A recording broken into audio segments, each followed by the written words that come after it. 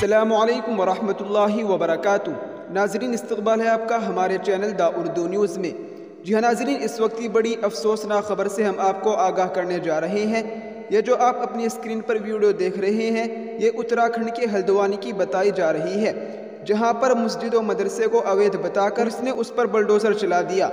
फिर उसके खिलाफ मुस्लिम औरतों ने जब एहतजाज करना शुरू किया तो पुलिस ने उन पर भी लाठी डंडे बरसाए।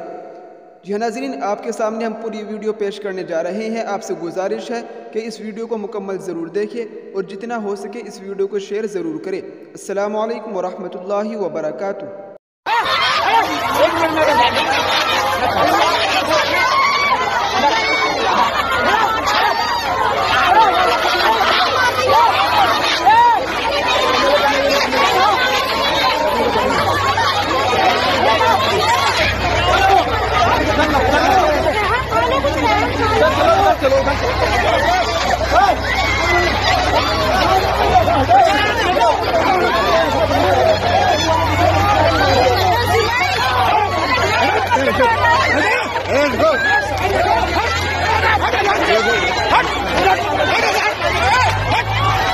बताऊंगा तुम